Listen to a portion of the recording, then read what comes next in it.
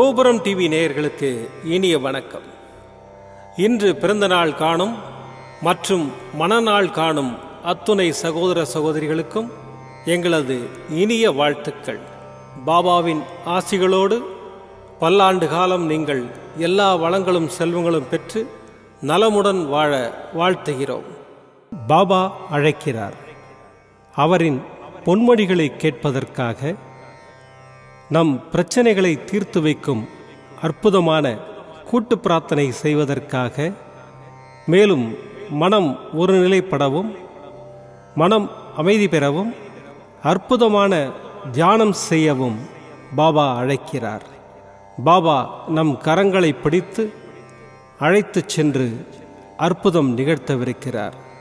வாருங்கள், பாபாவின் பொன்மொழிகளை தரிசனம் செய்வோம்.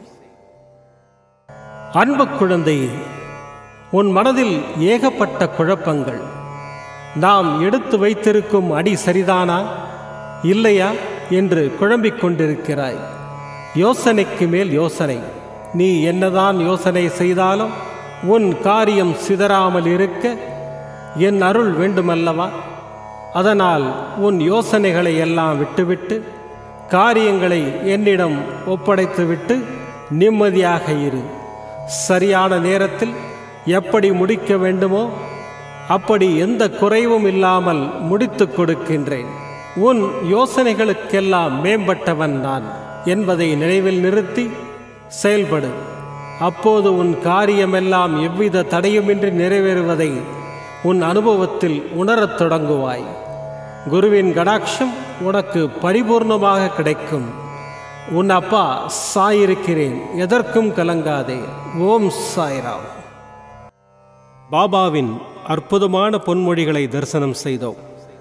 அடுத்த நிகழ்வு கூட்டு பிரார்த்தனை. நம் மனநலன் சார்ந்த பிரச்சனைகளுக்காகவும் உடல் நலன் சார்ந்த பிரச்சனைகளுக்காகவும் மற்றும் நம் அனைத்து விதமான பிரச்சனைகளுக்காகவும் சாய்நாதரிடம் கூட்டு பிரார்த்தனை செய்வோம். வாருங்கள், இந்த அற்புதமான கூட்டு பிரார்த்தனையை செய்வோம். பிரார்த்தனாஷ்டகம். 8 பிரார்த்தனைகள். சாந்தமான மனம் கொண்ட சாயிநாதரே, அறிவின் சிகரமே, அன்புள்ளம் கொண்டவரே, கருணை கடலே, உண்மையின் இருப்பிடமே, மாயை என்னும் இருளை அகற்றுபவரே, ஜாதி மத பேதங்களுக்கு அப்பாற்பட்டவரே, எங்களின் புரிந்து கொள்ளும் திறமைக்கு அப்பாற்பட்டவரே, அன்பின் இருப்பிடமே, ஷீரடி வாழ் இறைவனே, என்னை காப்பாற்றும், என்னை காப்பாற்றும். ஞான சூரியனே, ஞானத்தை வழங்குபவரே, பக்தர்களின் மனங்களில் உலவிடும் பரமஹம்சரே, அனைத்து நன்மைகளுக்கும் காரணமானவரே, தங்களை சரணடைந்தவரை காப்பவரே, படைக்கும் தொழில் புரியும் பிரம்மாவும் காக்கும் கடவுளான விஷ்ணுவும் நீங்களே, 3 உலகங்களையும் யுகங்கள் முடிவில் தன்னுள் ஐக்கியமாக்கிக் கொள்ளும் ருத்திரனும் தாங்களே. நீங்கள் இல்லாத இடம் இந்த பூமியில் ஏது? எல்லாம் அறிந்த இறைவன் நீங்கள். எங்கள் எல்லோரின் இதயங்களிலும் வசிப்பவரும் நீங்களே. எனது எல்லா குற்றங்களையும் மன்னிக்க வேண்டும் என்று வேண்டி கேட்டுக்கொள்ளுகின்றேன். அலை அலையாய் தொடர்ந்து வரும் சந்தேகங்களையும் மனமயக்கங்களையும் போக்குவீராக. நீங்கள் கோமாதா, நான் பிறந்த இளங்கன்று. நீங்கள் சந்திரன், நான் சந்திரகாந்த கல். தங்கள் பாதங்கள் கங்கை நதி. பணிவுடன் இந்த தாசன் உங்கள் பாதங்களில் தலை வணங்குகிறேன். உங்கள் கைகளை என் தலைமீது வைத்து ஆசை கூறுங்கள். என் கவலைகளும் துன்பங்களும் பறந்தோடட்டும். இந்த கணு தங்களின் தாசன். இந்த 8 துதிகளையும் கூறி நான் உங்களை சாஷ்டாங்கமாக நமஸ்கரிக்கின்றேன். எனது பாவங்கள், துன்பங்கள் மற்றும் ஏழ்மை நிலை இவை யாவும் உடனடியாக விலகி ஓடட்டும். ஓம் சாய்ராம், ஓம் சாய்ராம், ஓம் சாய்ராம். அற்புதமாக கூட்டு பிரார்த்தனை செய்தோம். பாபா நம்முடைய கோரிக்கையை ஏற்று நிச்சயமாக நமக்கு அற்புதங்களை செய்வார் என்பது சத்தியம். இனி கண்களை மூடி பாபாவை மனதில் நிறுத்தி பாபாவின் அற்புதமான சக்தி வாய்ந்த மந்திரத்தை அனுபவிப்போம். தசரத புத்ராய வித்மஹே சீதா வல்லபாய தீமஹி தன்னோ रामप्रचोदयात् दशरथपुत्राय विद्महे सीतावल्लभाय धीमहि तन्नो रामप्रचोदयात् दशरथपुत्राय विद्महे सीतावल्लभाय धीमहि तन्नो रामप्रचोदयात् दशरथपुत्राय विद्महे सीतावल्लभाय धीमहि तन्नो रामप्रचोदयात् दशरथपुत्राय विद्महे सीतावल्लभाय धीमहि तन्नो रामप्रचोदयात् दशरथपुत्राय विद्महे सीतावल्लभाय धीमहि तन्नो रामप्रचोदयात् दशरथपुत्राय विद्महे सीतावल्लभाय धीमहि तन्नो रामप्रचोदयात् दशरथपुत्राय विद्महे सीतावल्लभाय धीमहि तन्नो रामप्रचोदयात् दशरथपुत्राय विद्महे सीतावल्लभाय धीमहि तन्नो रामप्रचोदयात् दशरथपुत्राय विद्महे सीतावल्लभाय धीमहि तन्नो रामप्रचोदयात् दशरथपुत्राय विद्महे सीतावल्लभाय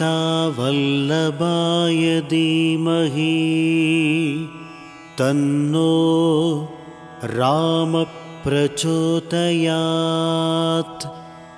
दशरथपुत्राय विद्महे सीतावल्लभाय धीमहि तन्नो रामप्रचोदयात् दशरथपुत्राय विद्महे सीतावल्लभाय धीमहि तन्नो रामप्रचोदयात् दशरथपुत्राय विद्महे सीतावल्लभाय धीमहि तन्नो रामप्रचोदयात् दशरथपुत्राय विद्महे सीतावल्लभाय धीमहि तन्नो रामप्रचोदयात् दशरथपुत्राय विद्महे सीतावल्लभाय धीमहि तन्नो रामप्रचोदयात् दशरथपुत्राय विद्महे सीतावल्लभाय धीमहि तन्नो रामप्रचोदयात् दशरथपुत्राय विद्महे सीतावल्लभाय धीमहि तन्नो रामः प्रचोदयात्। दशरथपुत्राय विद्महे सीतावल्लभाय धीमहि तन्नो रामः प्रचोदयात्। दशरथपुत्राय विद्महे सीतावल्लभाय धीमहि तन्नो रामः प्रचोदयात्। दशरथपुत्राय विद्महे सीतावल्लभाय धीमहि तन्नो रामः प्रचोदयात्। दशरथपुत्राय विद्महे सीतावल्लभाय धीमहि तन्नो रामः प्रचोदयात्। दशरथपुत्राय विद्महे सीतावल्लभाय धीमहि तन्नो रामः प्रचोदयात्। दशरथपुत्राय विद्महे सीतावल्लभाय धीमहि तन्नो रामः प्रचोदयात्। दशरथपुत्राय विद्महे सीतावल्लभाय धीमहि तन्नो रामः प्रचोदयात्। दशरथपुत्राय विद्महे सीतावल्लभाय धीमहि तन्नो रामः प्रचोदयात्। दशरथपुत्राय विद्महे सीतावल्लभाय धीमहि तन्नो रामः प्रचोदयात्। दशरथपुत्राय विद्महे सीतावल्लभाय धीमहि तन्नो रामः प्रचोदयात्। दशरथपुत्राय विद्महे सीतावल्लभाय धीमहि तन्नो रामः प्रचोदयात्। दशरथपुत्राय विद्महे सीतावल्लभाय धीमहि तन्नो रामः प्रचोदयात्। दशरथपुत्राय विद्महे सीतावल्लभाय धीमहि तन्नो रामः प्रचोदयात्। दशरथपुत्राय विद्महे सीतावल्लभाय धीमहि तन्नो रामः प्रचोदयात्। दशरथपुत्राय विद्महे सीतावल्लभाय धीमहि तन्नो रामः प्रचोदयात्। दशरथपुत्राय विद्महे सीतावल्लभाय धीमहि तन्नो रामः प्रचोदयात्।